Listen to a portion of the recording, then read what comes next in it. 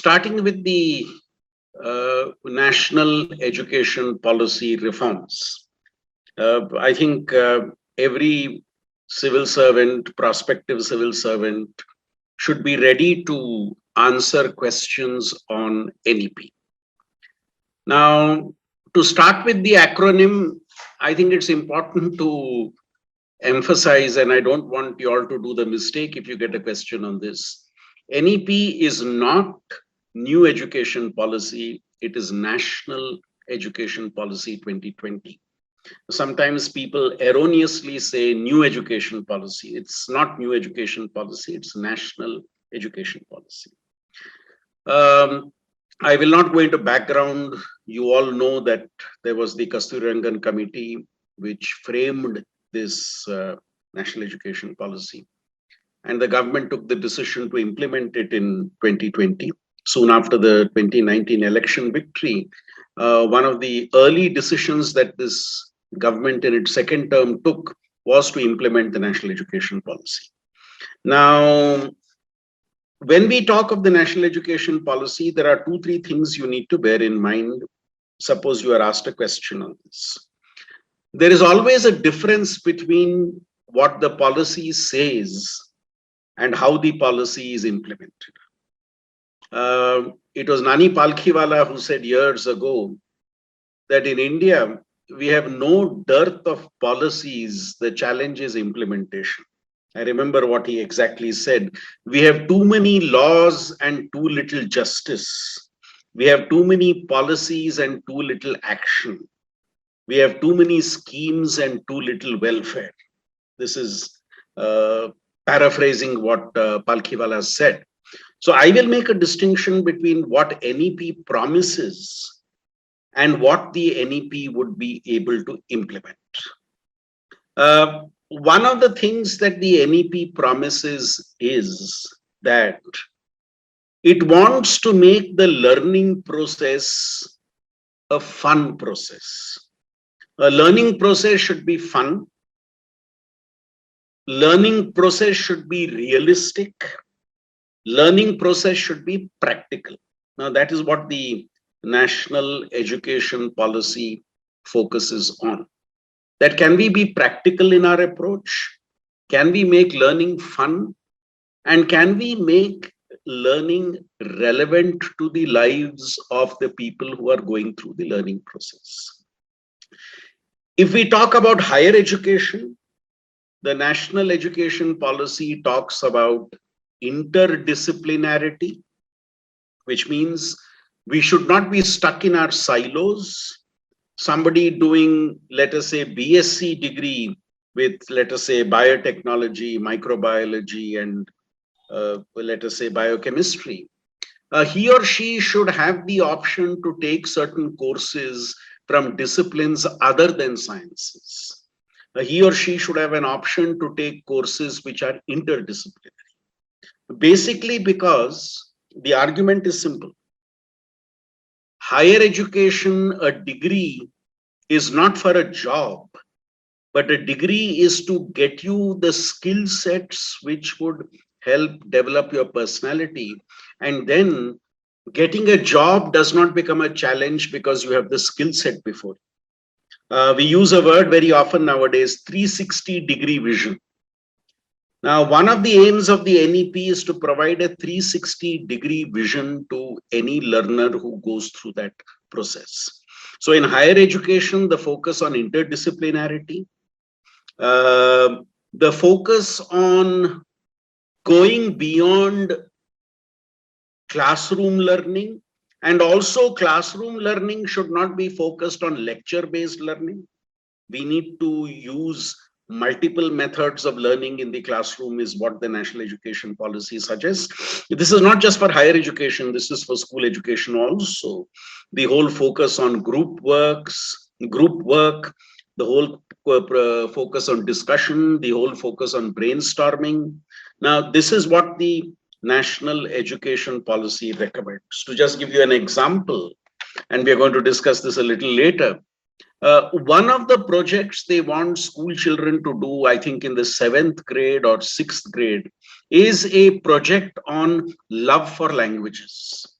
where a student is not taught a language, but then you collectively do a research project in trying to explore languages. No examination, no marks, no grades, but then this is a project work which is made compulsory for students at the school level. Now, this is just an example I'm taking of how you want to make the learning process fun for the learners. Now, also, when you come to higher education, one of the things that is done is a 4-year degree. They want to encourage a 4-year undergraduate degree, but they have, of course, put a condition that only students who have a GPA of 7.5 at the end of their 3rd year are eligible for doing that 4th year. And the 4th year will be exclusively a research-based learning, where you will take up possibly a small dissertation project, and you will be given a honors degree at the end of 4 years. If you leave at the end of 3 years, you will get a plain degree, and at the end of the 4th year, you will get an honors degree, is what the national education policy suggests. I'll make one final point and then leave it for any questions on that, which is the national education policy suggests what is called multiple points of entry and multiple points of exit, which means a student can leave at the end of 1st year, end of 2nd year, end of 3rd year. That's perfectly all right. You can leave at the end of the 1st year and get a certificate.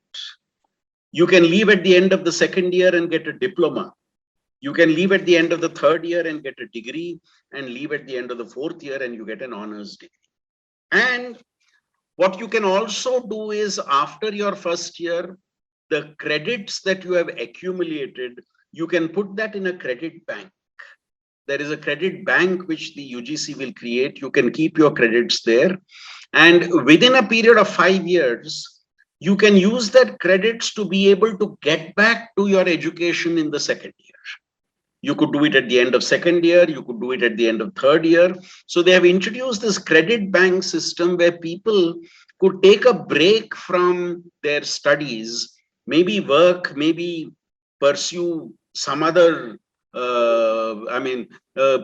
spend your time somewhere else, and then get back to education when you are ready. Now, this is basically a Western concept, where, as you know, in many Western countries, once a person is 18 years old, which is also around the age you get into college, you are on your own. You are no longer dependent on your parents for your studies. So in Western countries, a lot of those from the middle class and lower middle class earn and study. They take a few years to work, earn, and then get into studies. Or after a year or two, take a break, work for some time, and then get back to studies. So we have tried to bring in a concept which is very popular in the West and brought it into the Indian soil. Now, my only problem with that is, does that fit into the Indian social system? If you ask now, in the Indian typical middle class, lower middle class, upper middle class, business class, rich families, parents see that they have a responsibility to get their son or daughter educated. Now, I'm sure most of you would have heard this from your parents. Study as much as you want, as long as we are there, and then look for a job. So does this multiple entry and multiple exit suit the Indian socio-cultural system, is a question which I think all of us would need to address and answer. But let me stop here, because I've already taken around 15 minutes to discuss this first theme. And let me give 4 or 5 minutes if anybody has any question to ask me on what I have talked about till now. So the session is open for questions. You can unmute yourself and also ask your questions. Also, you can type in your questions on the chat box, which I'll probably read out, and sir will answer these questions.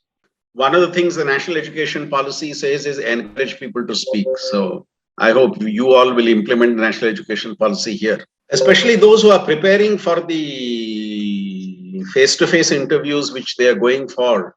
I think it's an important point to be able to articulate your views. Prashant, why don't you ask me a question? Yes, sir. So, one of the very important aspect when it comes to new education, the national education policy is specifically in terms of how effective would be the teachers training part, because that also would become very critical. And are we ready at this point of time to implement? Because Karnataka in all ways seems to be the first state to be implementing the national education policy. So is the infrastructure ready and specific to the teachers training? Great point. Great point. The national education policy says the heart of all this reform, the nucleus of all this reform is the faculty, is the teacher.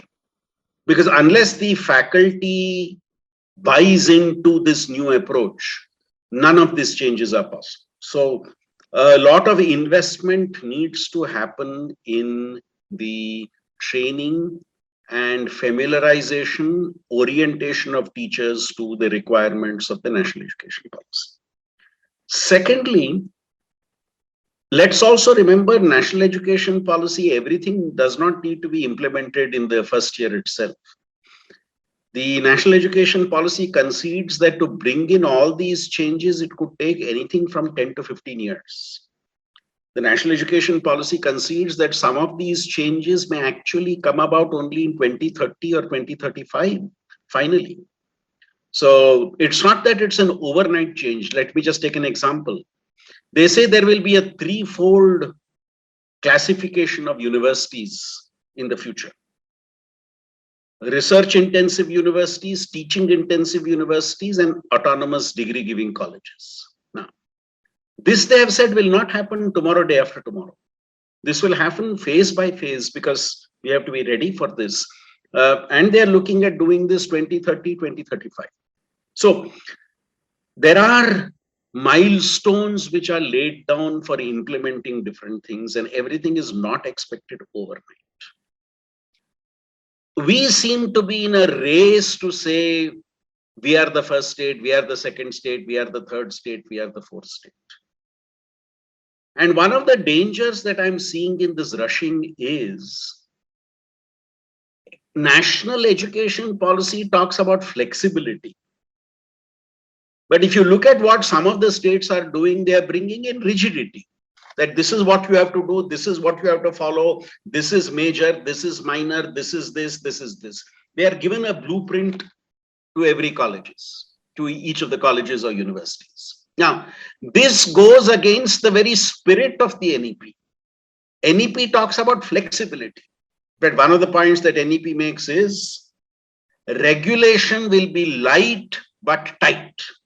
Great sentence.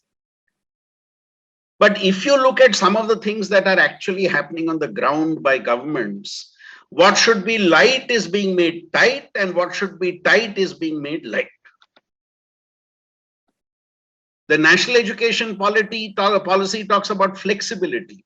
What have you brought in? Rigidity. So I think that's why I said there is always a slip between the cup and the lip when you go from making of a policy to an implementation of the policy. To a certain extent, we may be taking one step backwards and one step forward and two steps backward on this. Prajwal asked, does the NEP help in the overall development of a student in fields? Now that is the goal. The goal of NEP is a learner must enjoy the learning process, benefit from the learning process, and be able to apply his or her learning to the real life world that he or she sees. In higher education, in fact, one of the principles of NEP is not more than 50% of your undergraduate courses should relate to the main domain that you are studying.